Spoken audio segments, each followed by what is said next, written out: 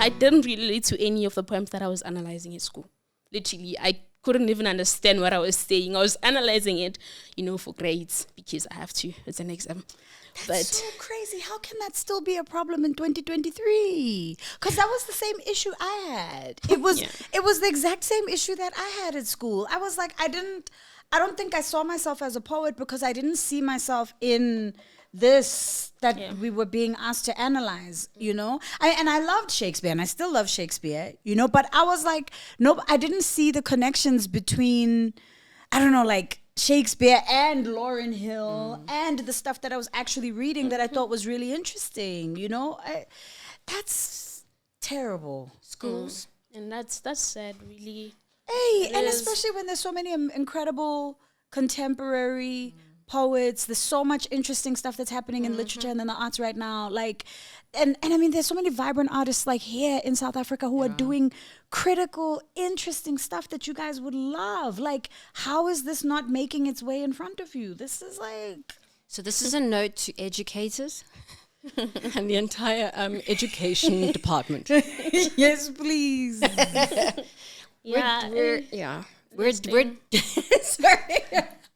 We're kind of coming to the end of our interview, so please jump in there if you've got anything you wanna ask Ms Lebo Mashile for the last time. Mam Lebo, you're amazing. I remember listening to the You and I performance and I just felt so connected to it, which actually made me nervous for today because I'm like, oh my God, where am I when it comes to performing poetry? Like, I never performed my poetry, honestly. I was so used to okay, you just write and then you say it. Until I was exposed to a school thingy where I was the only person who just stood there and spoke and people came there in the traditional attires. And I was like, oh, Cindy, you have to perform it. So I've learned... Oh, wow. And then what did you do? I was embarrassed. Yo.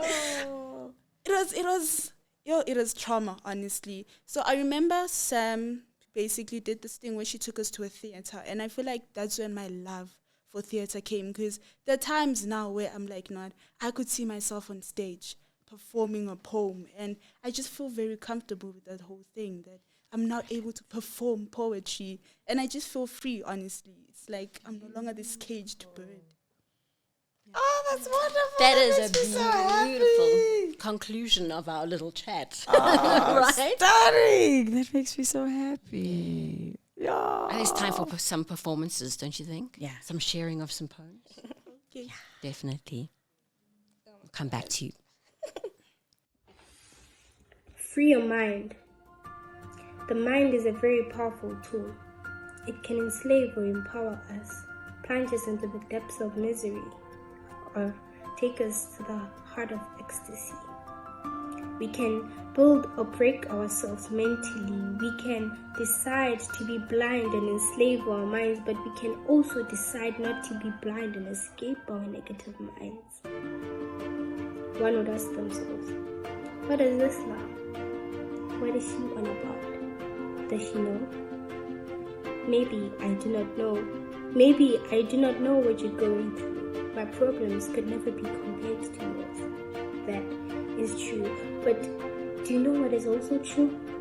The mind is a very powerful tool. Perhaps you're still in the dark, not knowing which turn to take. Brace yourself, for this might set you aback. Remember the footsteps you took, the ones on that sand that's full of thorns. Let us trace them. The destination is in the past.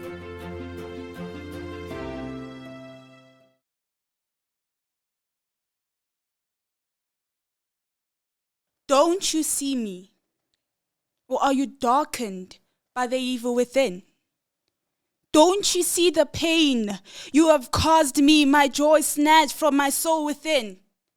A broken spirit, my heart in pieces. For what sin have I committed to be condemned with such brutality, such cruelty and inhumanity? You have taken my pride, my integrity, tell me why. For my soul cries in despair, this injustice granted in my name. For hopeless it has left me in what seems as foreign lands. Who then is to save me from the shame? Shame that I clearly do not deserve.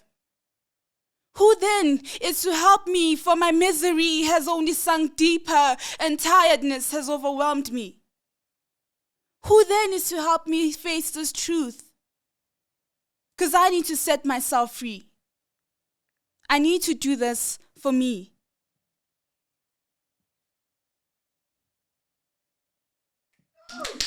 Thank you.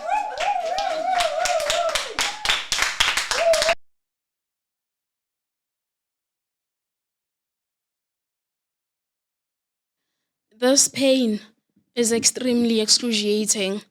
It's strangling my brain with its cold and rough hands, condemning my ability to thrive, my lungs too overcrowded with anger and agony.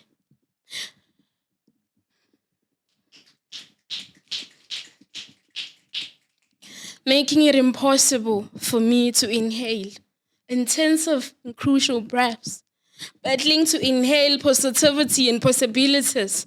My intestines too damaged to produce such mechanism. Is this what pain feels like? This one will pull me down. It's devouring me. It's feeding like a thirsty, vicious parasite, like its only purpose is to diminish the fight left in me. Whenever I close my eyes, my thoughts ploy themselves in an unbearable cage. Tears being the only thing to surface, cherishing the hideous thoughts and torments. Confused and agitated hands shutting my mouth. At that moment, hasty solutions hit my wrecked brain. What if all of the suffering could end? What if I had a choice? I could erase my miserable existence. Then all my pain will vanish. I have nothing to live for. No progress, no purpose, just pain. Each day, the voice is getting louder and louder, more realistic and terrifying. Please, listen to me when I say I am not okay.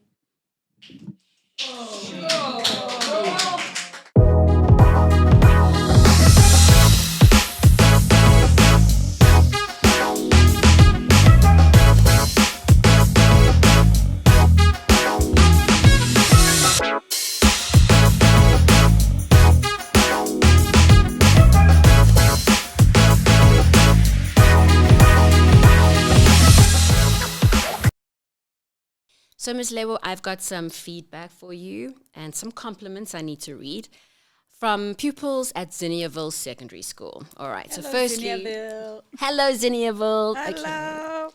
Ms Katlejo says, firstly, please tell my Lebo. Tell her I'm a huge fan of her work and that she inspires me. Secondly, tell her I admire her courage to express herself without boundaries and talk about issues which many are afraid to address. Thirdly, that I absolutely love her work and hope that one day I too can be but a fraction of the poet that she is. Oh, man. Ms. Katlejo. Thank you, Katlejo. Thank you so much. Then Saba says, what was the story behind the poem Sisters?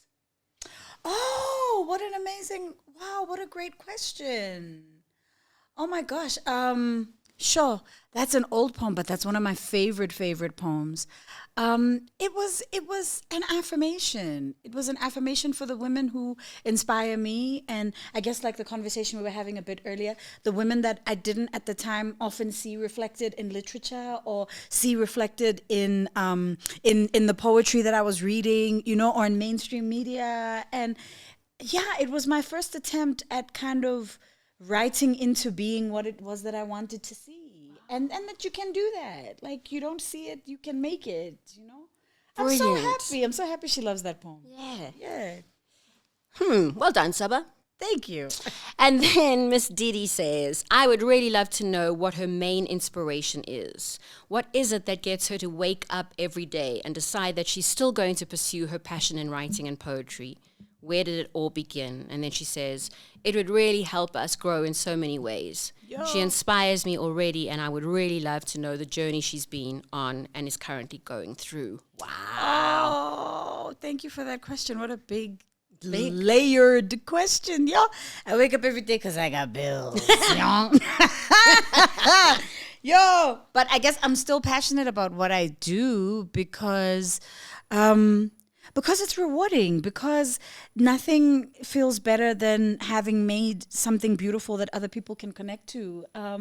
And because I love the process of making work, I love collaborating with other people. I love what happens when I combine what I do with another medium, with film or with dance or with music or with, then it comes alive in a different way, So I feel like the part of me that was excited about poetry and excited about becoming an artist, 20 plus years ago, I still get to touch that feeling. I still get to touch that feeling of, oh my God, this thing is magical. What? Oh, I get to do this. I get to do this. And I think that feeling is what keeps me going, in spite of all of the challenges, because they're many, but that thing, that's why I still have faith in what I do. Nice. Good question. All right, then Miss Sophia says, how can she advise young artists to overcome obstacles that put them down? That's real. Look, artists all over the world are marginalized. The artists that we see and the artists that are perceived as successful are only a fraction of the millions upon millions upon millions of people who see themselves as artists, who engage with their lives creatively, who make creative work, who are part of creative industries. So, don't measure your own self-worth by celebrity or by what mainstream media is telling you, become a student of your craft. Like if you love poetry, for example, that means you're going to be a lifelong student of this thing called poetry, of literature, of all of the masters who have done this before you. I still see myself as a student of what it is that I do. And that allows me also to look at it with fresh eyes. That allows me to change direction. That allows me to make mistakes, Give yourself permission also to do those things. Give yourself permission to wake up and decide to do something completely different to the way that you did it before. Because that's also part of creativity, right? Definitely. And then I would say, there's always going to be people who have opinions about what it is that you do, about the way that you live your life, the way that you look, every aspect of your life. You're going to find a million people who are going to tell you how you are wrong, stupid, crazy, messed up for being who you are. So, and I think as an artist also, which can be equally confusing, you're also going to, when you start sharing your work with people, find a ton of people who also love you and affirm you and applaud you. And so you have the people who hate you on one side, you have the people who love you on the other, and you are just walking a road in the middle, right? And our job is to touch people, So if I'm doing my job correctly, some people should be angry. Right? Because that's also them being touched, Some people should be upset. Some people should actually hate me because I've touched them and I've rocked them in their little world, and that's what it's supposed to do. But if for me, I think the biggest challenge is to not get caught up with that, to understand that that's just a moment as well. Right? People have opinions, the way people breathe in and out. I mean, I have opinions that I throw away all the time, like hectic opinions about people who I don't even know. And especially with social media now, you've got millions of people and all sorts of information coming into your space all the time. We all regurgitating these opinions, vomiting opinions on all these platforms. An opinion is worth nothing. The thing that matters the most is you waking up and making something that didn't exist before. Yes. That's what matters. Amen. Yeah. Yes. And opinions change because people change. The way that I've also found that my work that has stood the test of time, some of it is 10 years ago when I wrote a piece, people didn't get it. Then something had to happen in their lives or in the culture or in the space or in the environment for people to get to a point where they could hear what I was saying 10 years ago. That's also part of the process as well, is accepting that actually if I'm doing what I'm supposed to be doing right now, I'm supposed to be misunderstood. Right? It's a tough one. It's a tough one. I mean, when I'm sitting, and angsting over like negative comments on Twitter, of course, I'm not this deep, right? But yo, after many storms and many years, like, man, 5 years, 10 years, 20 years later, honestly, you don't care. I don't care about what all those people said. I care more about what I did. Yes. You know what? On that note, I have to say, what a brilliant way to end this beautiful session. It has been an absolute honor having you join us. Thank you so much. You have brought such value to all of us. And with so much love, I say thank you. Oh, thank you so much. This has been wonderful. I needed this. Thank you. Goodbye, everybody. And thank you for joining us. Until next time.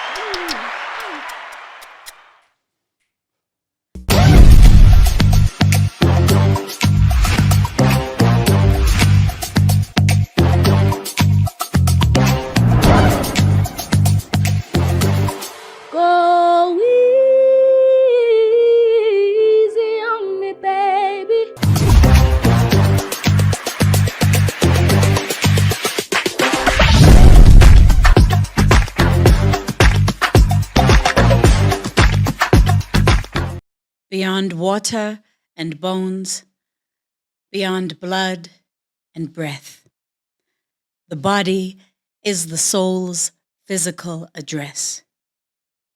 We are light, cocooned in skin, sun children growing in the universe's womb. Each of us is a star draped in human form. Our bodies are God's couture, fleshy fabric dripping color and culture on a cosmic catwalk. This body is too much for too many, and not enough to be right for those left to decide what beauty is. TV and magazines do not understand the symmetry between design and purpose. A masterfully crafted machine created to serve as witness to our evolution. All that we are, all that we have been, all that we can and will ever be is housed in a sanctuary of skin. No thought escapes the body. No emotion eludes the body. This is my home, my transport, my support, my friend. So when the world renounces my beauty, I reply, the landscape of the body cannot be seen by the eye. My skin knows me by heart. When I laugh, thunder rumbles, remixing pain into song. Moonstones sparkle in my smile, and I know that I need the darkness as much as it needs me to be a star. And when I cry, rain falls from my eyes, never touching the ground. My waters disappear to join the air, and I know that my heart is everywhere. The roads in my face will tell you that I have withstood sandstorms and held the eye of the hurricane with my stare. These arms have hugged the wind. These hips have carried boulders, birthed new lives, and blessed the gazes of their beholders. This heart is a rock, melting when moved, solidifying in sorrow. This mind is mining gems whose brilliance courses through oceans to wash up on the riverbeds of the worthy. Work is my domain. Beauty is my inheritance. Skin is my shelter. When I love, I give all that I am. 4 barrels of water, 3 slices of fire, 2 pounds of earth bound together by air in a house of skin. There is love in washing over experiences. There is love in offering libations at the altar of the self. There is love in these hands. Inhale beauty. Exhale discipline. Inhale sun. Exhale African. Inhale memory. Exhale touch. Inhale protection. Exhale